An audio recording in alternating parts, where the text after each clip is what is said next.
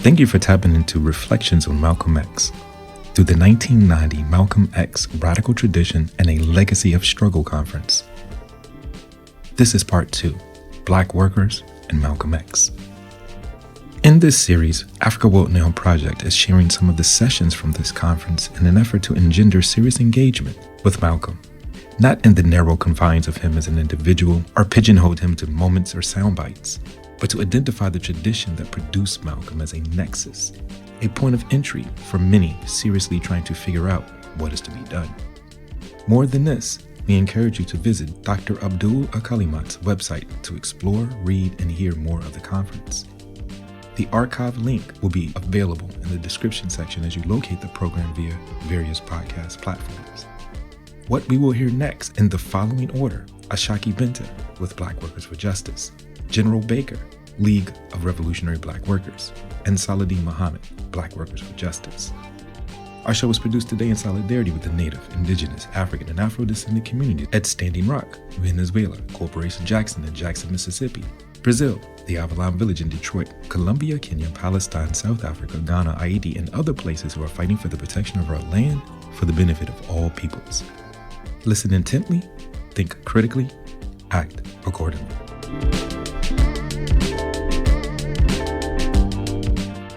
Good afternoon, brothers and sisters.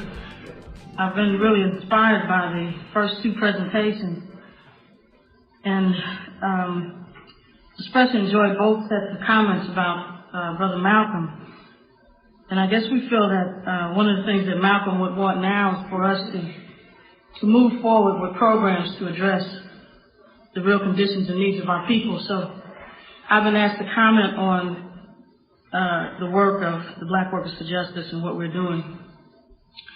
The Black Workers for Justice is a black liberation organization with a focus and program for organizing workers and bringing an organized labor concentration to the National Black Liberation Movement for national liberation. We were founded in 1981, directly out of an indigenous struggle against discrimination and economic injustice by 3 black women workers from a Kmart store in Rocky Mount, North Carolina. With the time limitations that we have, I guess the details on our founding and early development might not be warranted right now, but I did want to make a few comments on the socioeconomic conditions in the Black Belt that have undergirded the development of the Black Workers for Justice. Certain socioeconomic conditions characterize the Black Belt South today, which constitutes the framework for the development of basic organizations in the South, such as the Black Workers for Justice, and provide for us our parameters for operations with both limitations and opportunities and certain necessary problems that our work has been forced to address. 2 predominant characteristics shape the conditions of the African American people in the Black Belt today. Number 1, between 1974 and 1985, more than 5.2 million jobs were relocated to the South. Between 1974 and 1985, more than 5.2 million jobs were relocated to the South, demonstrating a major shift in the U.S. imperial estate economic structure, which of course was global in its parameters, but which also changed the economic character of the South and vastly increased the trend of runaway South from the North to the South, which had began in the early 60s. Investing in anti-labor policies, which were the cornerstone of the Reagan-Bush New Right administration. Consequently, organized labor itself has taken a broadside hit, while corporations and at least parts of industries have moved into the unorganized and underdeveloped Black Belt South. And yet the South has remained the poorest region in the United States. Secondly, roughly 53% of all African American people still reside in the Black Belt South. In over 90 counties, we constitute still the majority, or at least 50% or more, of the population in those counties. And as a mere reflection of the political powerlessness of the African American community in the South, I just want to cite some information about black elected officials. In January of 1989, there were only 7,190 black people elected to office in the U.S. 4,800 of those elected were from the South. Of that 4,800, roughly 3,000 held positions at the city and county level, 200 at the U.S. State legislative level, 400 in law enforcement, and about 900 in educational positions. Consequently, in terms of laws, policies, and the social context of the South, it remains the bastion of right-to-work laws and hire and fire at will laws, as well as low wages and a pervasive character of underdevelopment, especially in the Black, Indian, and poor rural areas of the South, which is the Black Belt. And this also has meant the lack of meaningful control over the institutions that affect our lives on a day-to-day basis. In 1987, median income for a Black male worker in the South was only $11,000.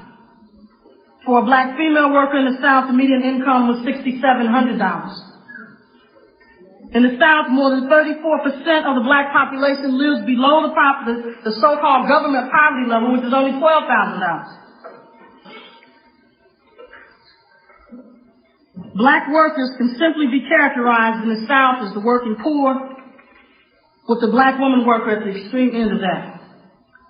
34% of all Southern Black families are headed by females. These are roughly the conditions in the South that has kind of shaped the development of the BWFJ.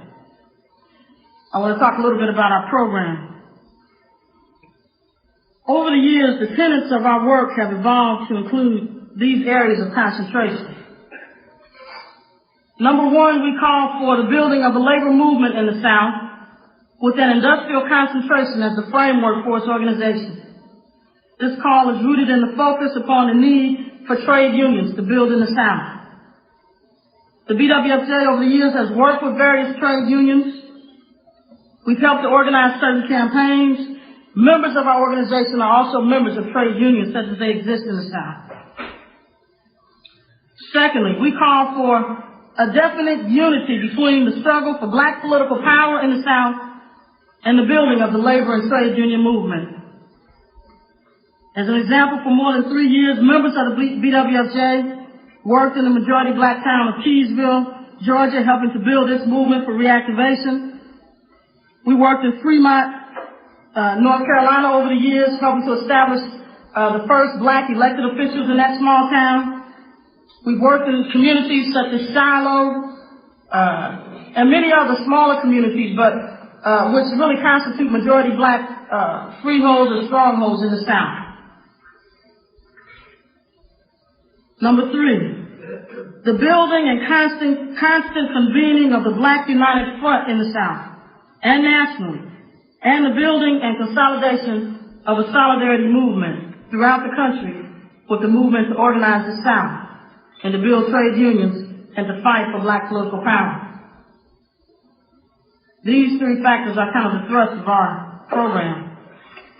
In terms of our operations and methods, the Black Workers for Justice publishes a newspaper, Justice Speaks, once a month, 11 times a year.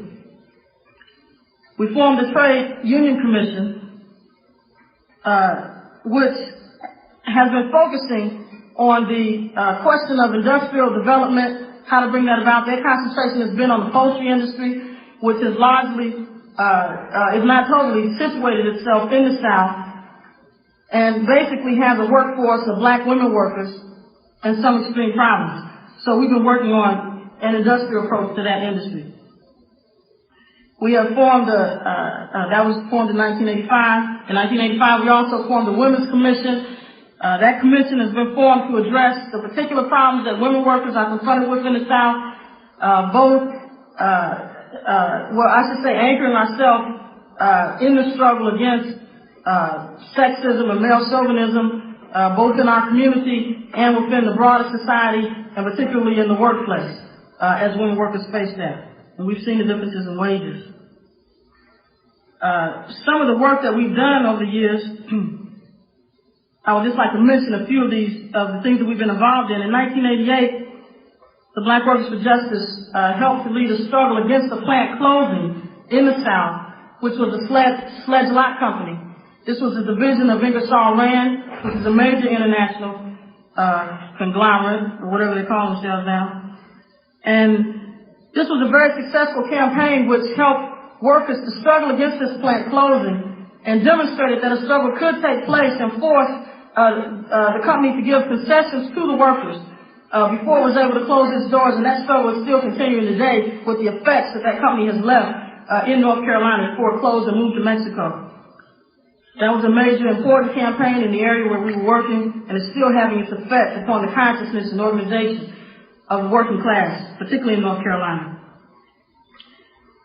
In 1989, the BWFJ launched the Workers Want Fairness campaign, which is a campaign building and calling for the building of a labor movement in the South. Through that campaign, we have begun a broader effort to build and sustain in-plant committees within a number of the workplaces. These are not the first in-plant committees that we form by any means in plants, but at the level that it's operating now, it represents an advance in some of the work that's been developing. The Fairness Campaign has also been making a concerted effort to educate the national community about conditions of workers in the South, the need to build a labor movement in the South, the need for trade unions to come south. We've been reaching out and trying to educate a number of the trade unions and encouraging them to come south and begin organizing again. We also participated as a part of this fairness campaign in 1990 in what we called an Organize the South Midwest Solidarity Tour. And through this tour, we took 18 workers.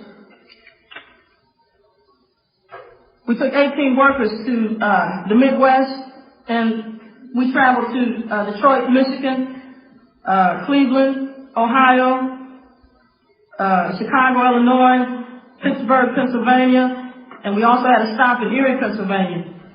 And through this tour, in the effort to build the tour, there was a formation of solidarity committees.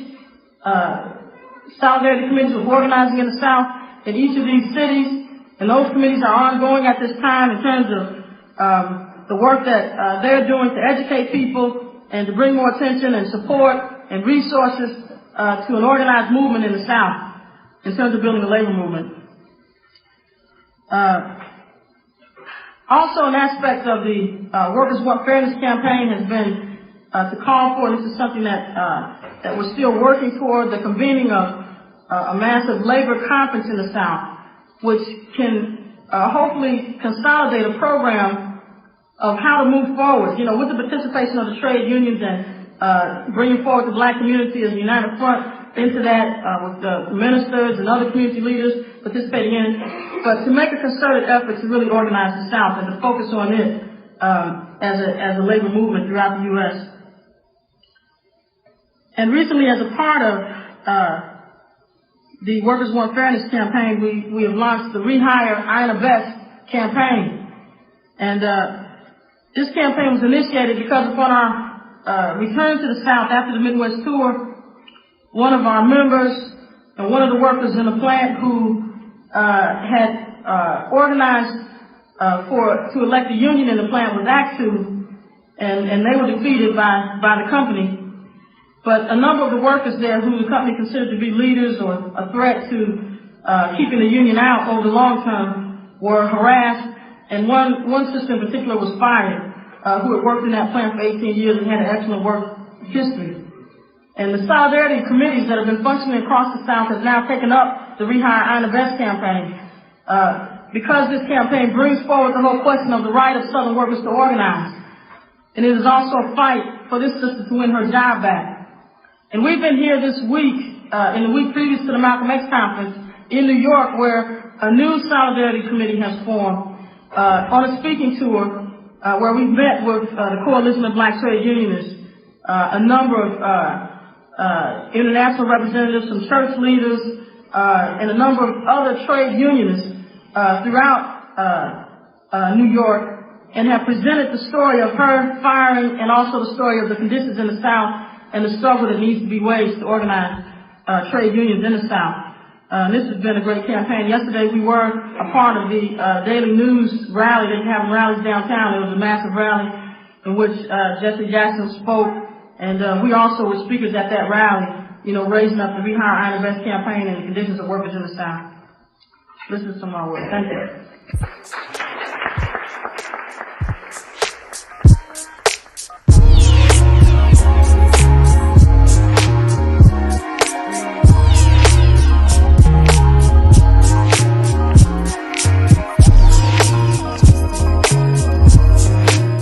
I'd like to start with Brother General Baker in terms of his presentation. Thank you.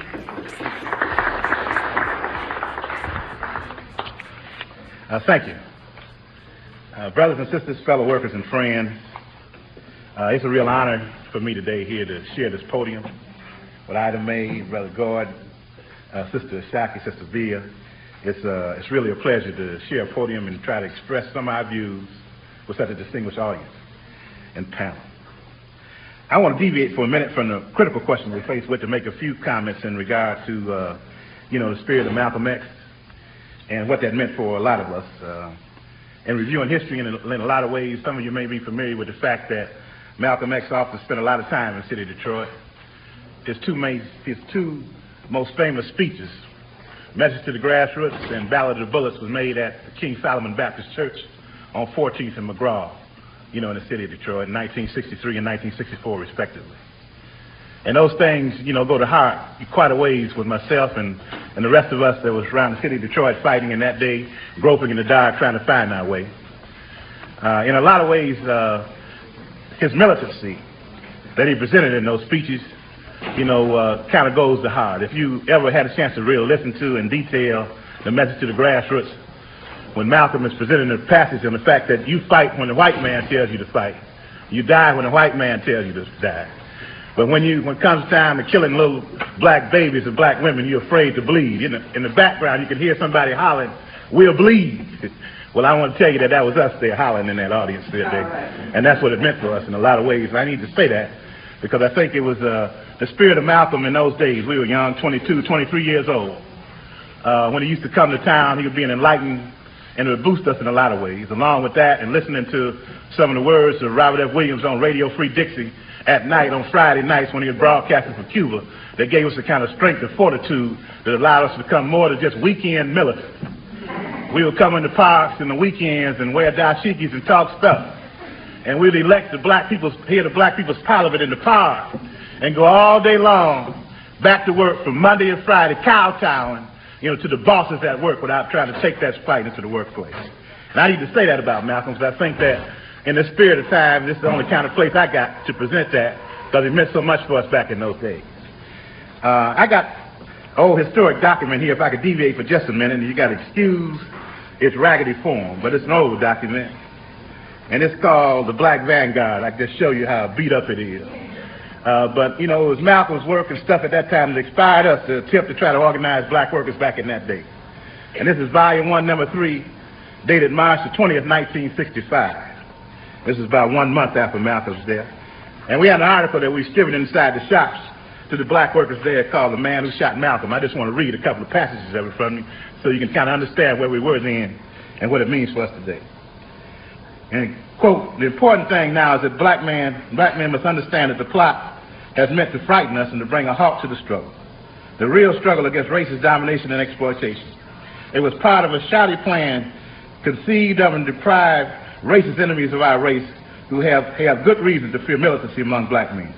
But African Americans can and must see through these lousy tricks. We must now strive forward with even more fortitude and more dedication in our struggle for freedom. The tricks of our enemies can no longer work. We will be free. We feel that Malcolm X should be remembered as he actually existed a month ago. We know that all sorts of opportunists, religious fanatics, and the like will attempt to profit by his death. Some will set him up as the new Jesus Christ. Others will claim that he did and said things which he did not. And still others will claim that only they were the true followers of Malcolm. We feel that any attempt to portray Malcolm as anything that he was not shows a lack of respect for the man and his family. We therefore remember Malcolm as a man of whom we often agreed with and often did not. But nonetheless, he was and lives on in our memories as a man for whom we have the deepest respect and admiration. He was a freedom fighter, and his death, like the death at any time, in any place, was a tragic blow to all freedom-loving peoples of the world. To Betty Shabazz and his children, we extend our deepest sympathies. And to Malcolm, in respect to your beliefs or your religion, we leave you with the universal farewell in the Islamic tradition. Assalamu alaikum. May peace be unto you, Brother Malcolm, at last and forevermore. I just wanted to read that to you because that was expressed a month after Malcolm was killed in our attempt back in Detroit to try to express ourselves and try to take that to the working people back in that city. And this is the only point in the agenda that I could find to say that, and I think it needed to be said. If we move on then to the points that we got to make here today, I just want to say that, you know, the kind of category that we're trying to speak on is the unity among black workers in the struggle against economic barbarism. And in order to express that, I'd like to state it backwards first, try to deal with the question of economic barbarism that we're faced with, and then proceed to try to talk about the kind of unity that we want amongst workers. I want to say that, you know, our experience back in the city of Detroit in trying to organize auto workers, you know, was a long and tedious struggle. This was printed in 1965. We continued to fight in the trenches day by day to try to agitate amongst black workers there, and we only finally hit home 3 years later. It was 1968, so that meant 3 years of difficult struggle, fighting to try to agitate and find our way in the course of struggle to find the spark that would try to lead us in some kind of way to organize black workers in a way that was real meaningful for the black liberation struggle. You know, those 3 years, in that 3-year period of time, was not a year of peace. It was years in which, you know, Malcolm's battle cry, freedom by any means necessary, rang throughout the country, not only from Watts, the Watts Rebellion, the Detroit Rebellion in 1967, the rebellions in the streets of Cleveland in 1966. All those things led to a point, you know, in which it got to the struggle for the point of production, where black workers became agitated to the point they were prepared to take a stand and to carry that struggle into the shops. I think one important thing for us to understand is that what happened in that period of time, and the kind of conditions that we fought under and the kind of conditions that we resisted. What became our homes in the auto factories at that time, in case you may not be too familiar with the automobile factory, was that the body shops, the departments 9150 that we referred to them, and the paint shops were the homes of black workers. The hot, heavy, dirty jobs in the auto plants were the places that we find ourselves. In the steel mills, it was the coke ovens and the blast furnaces and those areas that we populated. It was there for those areas that became our hotbed of agitation. There was those beds, those departments that sprung forth the leadership of the struggle in that period. You got to understand that our struggle and agitation out of the drum movement, when we set Congo drums up at the plant gates and demanded the workers withhold their labor, and when we hit home that day, that it was those departments that withheld their labor. It was those departments that shut down those plants.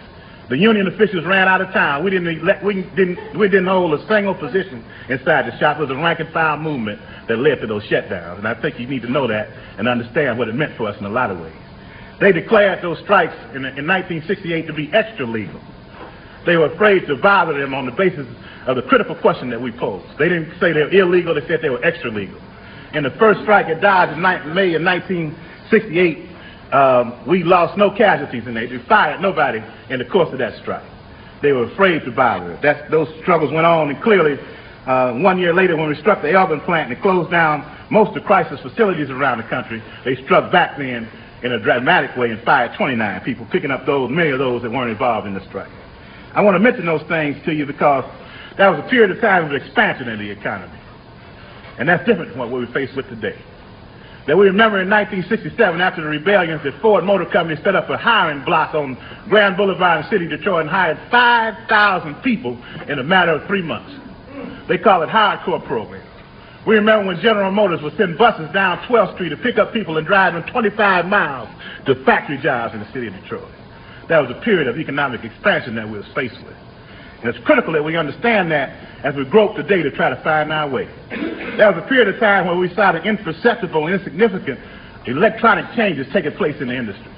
That's a period of time when we talked about the automaton and the cybernetic machine. Mechanical arms were coming into the plant and replacing one worker here, one worker there. That therefore we were faced with a massive amount of speed up. And I don't know if you remember the old blues tune that grew out of that period by Joel Carter that talked about, please, Mr. Foreman, slow down this assembly line. That I don't mind working, but I do mind dying. There was a period of time of massive speed up as these electronic arms replaced workers one by one, and we were facing these things. We often call it not automation, but we refer to it as niggermation in a lot of plants. They hired so many black workers and worked us to death, and we refer to it that way openly and blatantly because that's the best way we could find at the time to express it. Things have changed today. And I wanted to tell you that because I think if we don't understand fundamentally that we face with a revolution in the means of production and what we face with back in the city of Detroit. A modern day assembly plant in the automobile industry today, if you look at it, has no labor in the body shop. It's not a single human being stock welding in the body shop that used to be our home. It's all robots. When you go to the paint shop, it's not a human being in the paint shop. It's all robots today. You go to Pole Town and Orion Township, and you go to Oklahoma and Shreveport, Louisiana, and look at what we got. We got a revolution in the means of production. When we look at the coke ovens and blast furnaces and the steel mills that have closed down all over the country, we got a fundamental break with the old methods, no longer insignificant, imperceptible technical change, but a revolution in the means of production itself. That coke ovens and blast furnaces are being replaced with mini mills and electric arc furnaces that no longer have coke production, that no longer have blast furnace production. They use an electric furnace and a concaster, and some of them operate making almost 200,000 tons in a year's time with a few laborers and 80 people inside the shop. We're faced with a revolution in the means of production, and I think if we don't understand that in the course of what we do, then we miss a critical point in our course of our development. I want to say that oftentimes with the technical might, a lot of us got caught up in the claptrap. Back in the late 70s, we were talking about what automation meant and what new technology meant and what these things brought us. And I want to read for you a couple of examples of this claptrap that we're talking about. It says, there proceeds a widespread belief that computerization and automation and the use of robotic equipment will free human beings from soul-destroying, routine, back-breaking tasks and leave them free to engage in more creative and fulfilling activities. It is further suggested that it will automatically lead to a shorter working week, longer holidays, and more leisure time. And that's what we were told in the 70s. We used to talk that stuff ourselves, that the computer is going to create more jobs than it eliminates. Many of us heard that. It was spoken over and over again. Nothing could be further than the truth. The people that used to work in the body shops and paint shops are now living under bridges and shelters, and and find themselves sleeping in parks and picking up food in order to have something to eat the next day. In the city of Detroit alone, there are almost 29 plants that have closed since 1970, yet auto production remains the same. Dodge Main is closed, Hoover Avenue Foundry is closed, Lynch Road is closed, Mack Avenue Staffing is closed, Verner Trim is closed, Flat Rock Foundry closed, Coke Ovens closed, Universal closed, Export-Import closed. None of the trade union officials or elected officials want to stand up and admit all the plants that closed because just announcing them alone is an indictment of their activity and their fight to keep jobs. I think that should be understood when we face this thing, because if we don't understand that fundamentally something has changed in the course of production, then we miss our ability to try to organize in the proper kind of way. I have before me here just a little example. In 1985 and 1986, the Ford Motor Company invested $150 million in the production of a new Coke battery. That Coke battery was the newest battery on the face of Earth. We had its first push on April the 16th, 1986. I want to show you here what they done. They gave each worker a piece of Coke that came out of the first oven when it was pushed. That date is April the 16th, 1986.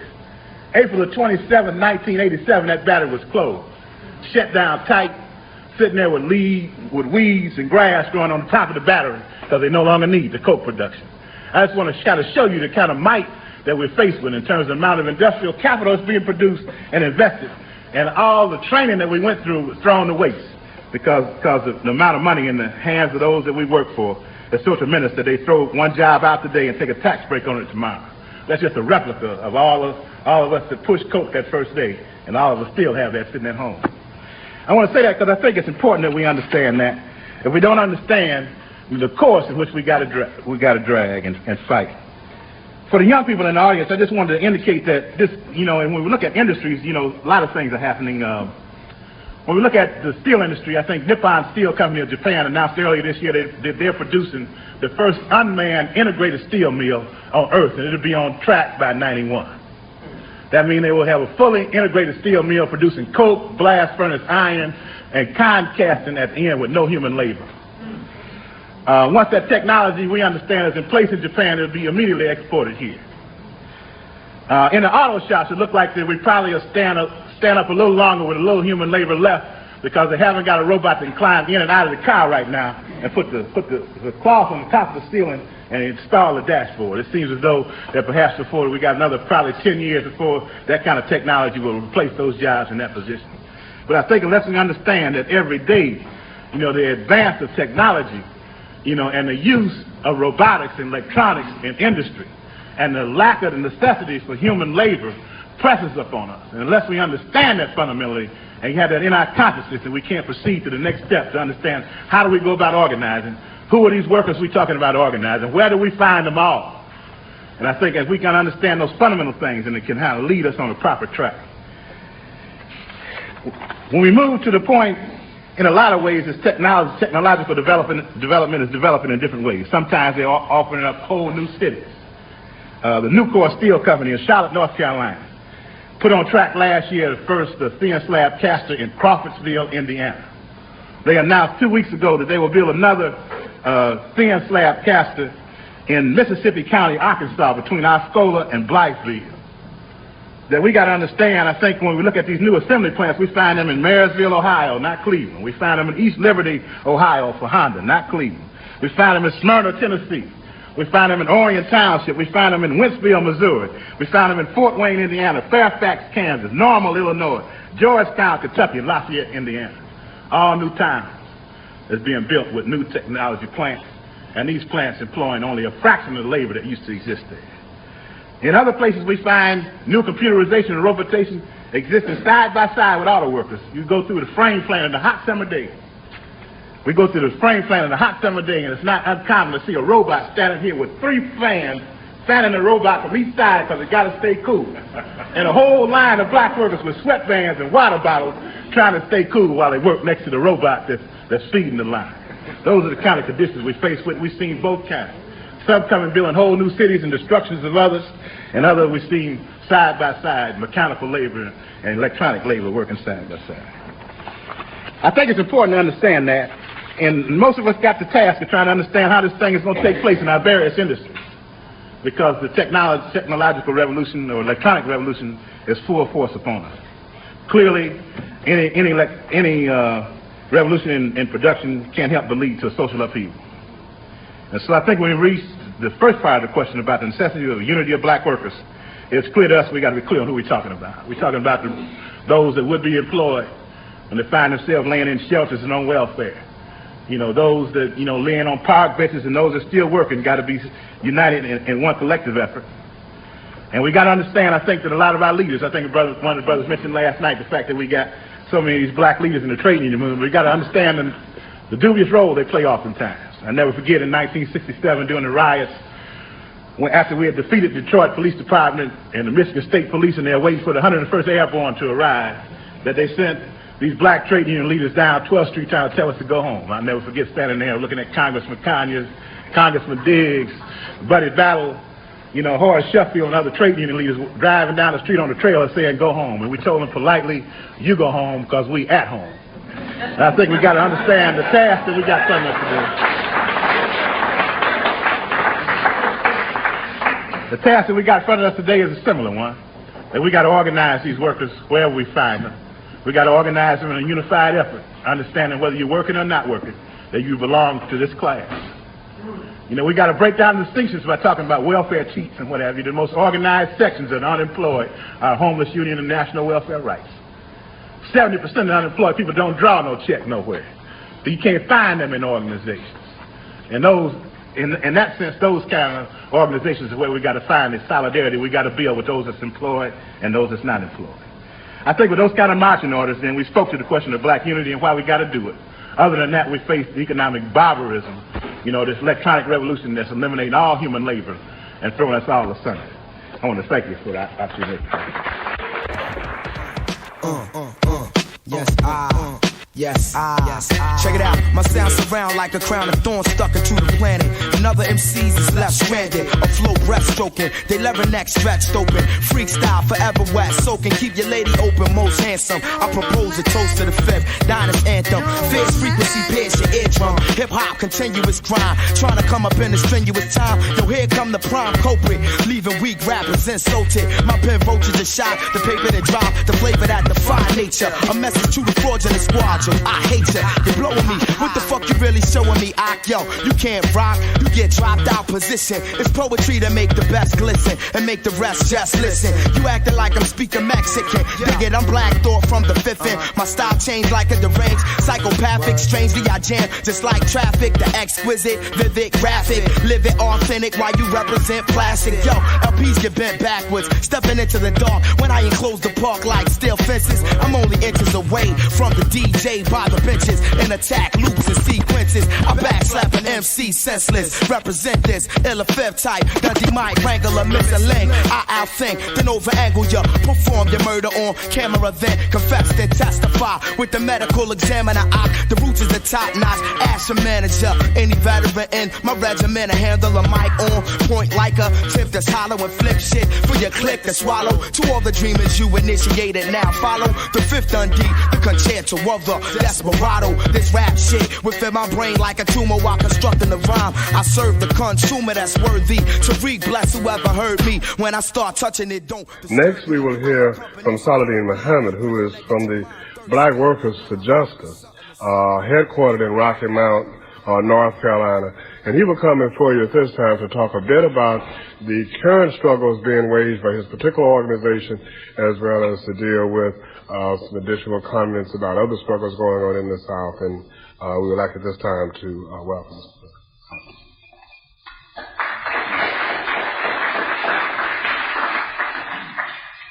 Good afternoon. I had to bear with me. I'm always nervous when I'm trying to deal with critical questions. So I'm going to try to do the best I can in the interest of moving forward. I want to first make a couple of remarks that I think it has been a real serious problem, and it really reflects a weakness in the way we make analysis. When every time there's an analysis made about the material conditions of the South, it is always viewed as some ideological polemic. Our ability to really analyze the political economy of this country, to understand, how imperialism has been able to be strong, requires that we be prepared to make a sober analysis and not to be biased because of our particular ideological tendency against this or that way of thinking. Because independent of what we think, there's some real concrete conditions that exist in the South and that exist in the world that an effective analysis to advance our struggle must consider and must be based on. There's some thinking that, and I'm not a historian, but, certainly a lot of the history has been covered. But I think if we look at the 50s and 60s, there's a view that the defeat of legal segregation, apartheid USA, has represented the end of the Solid South. That is, the uniform pattern and practices of Southern states in its treatment of the African American masses. The reality of it is, the economic realities is that the Solid South essentially is united in terms of African American people being concentrated in a soup-exploited and a subjugated way.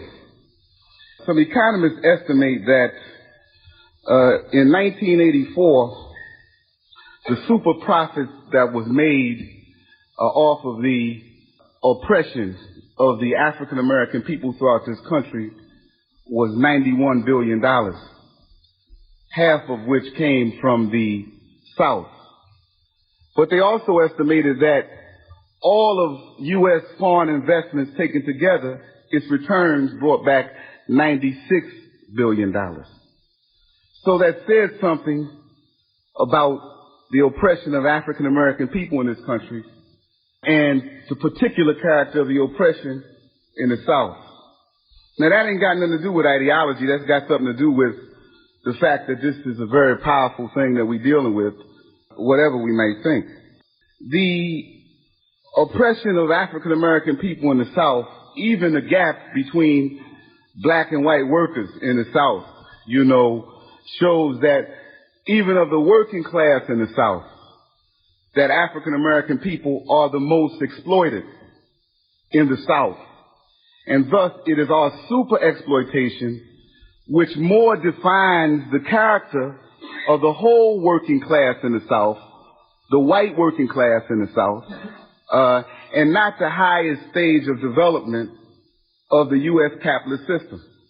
Because if we try to look at the working class in the South from the standpoint of the highest stage of development of the U.S. capitalist system, we will think essentially that the white working class in the South has its interest more with the white working class in the North and not with the struggle of the African American masses for national liberation in the South.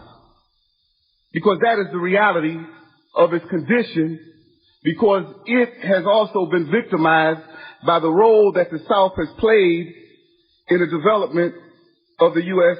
imperialist economy.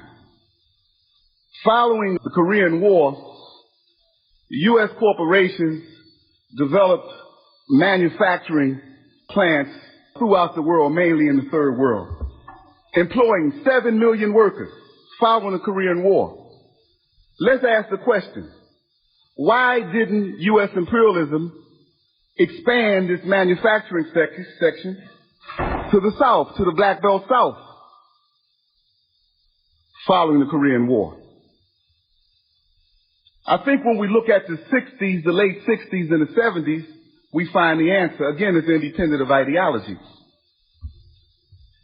We saw that the alignment, the anti-imperialist alignment was taking shape in Africa, Asia, and Latin America around the Vietnam War,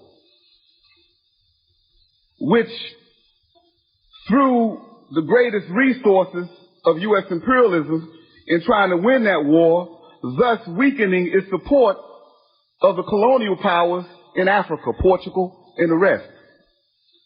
Tilting the balance of power to send the African liberation struggles on the offensive there. Following the Vietnam War and during the Vietnam War, when you start to see the African liberation struggles develop, you saw a hell of a retreat of a number of corporations that had plants throughout Asia and Africa. And where did they come? They came to the South.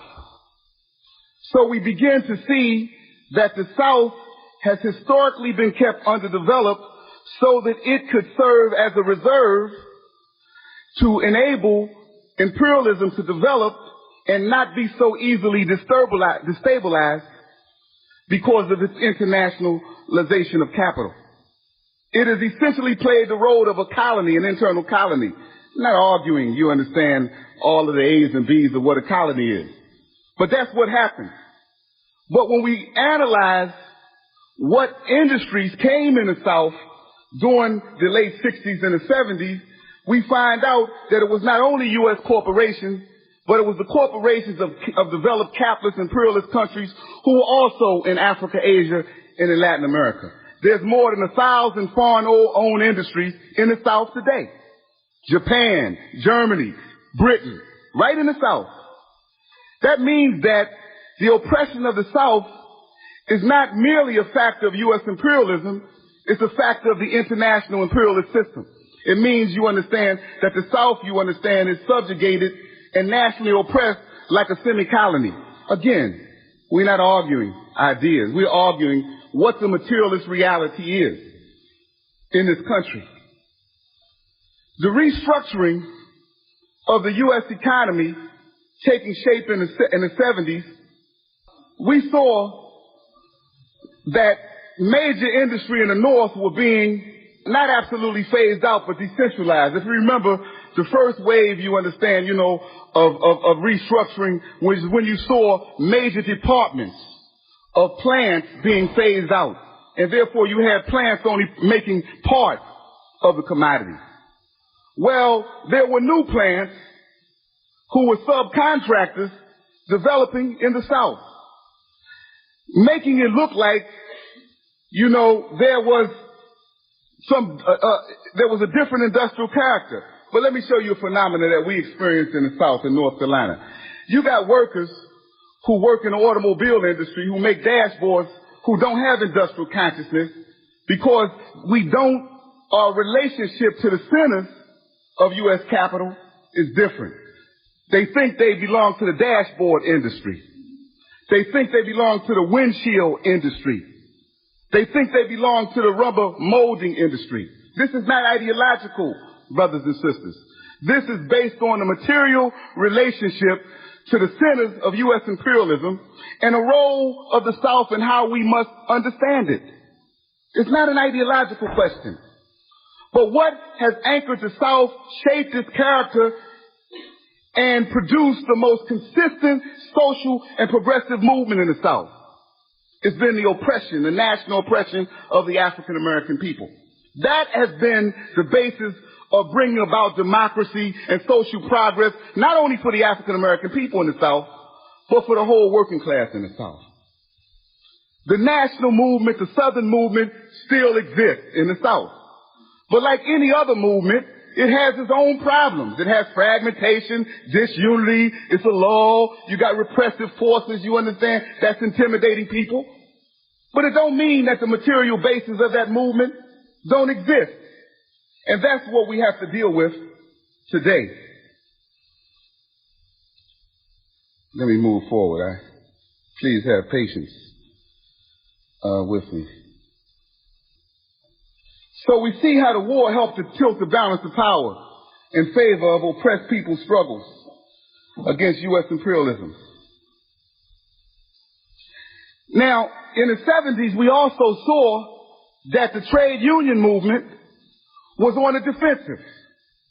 Now, how do you have a movement that only represents 15% of the whole U.S. working class be on the defensive, and it certainly was on the defensive in areas, you understand, where the center, where the highest stage of capitalism had developed, but in the Black Belt South and the South, you had virtually no unions in the main.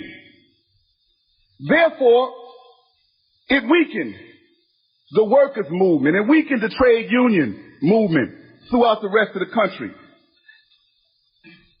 Therefore, when we talk about the working class struggle and all our views are based on the workers of the vanguard, etc., well, we don't realize how weakened the organizations of the working class, how in fact weak the trade unions are.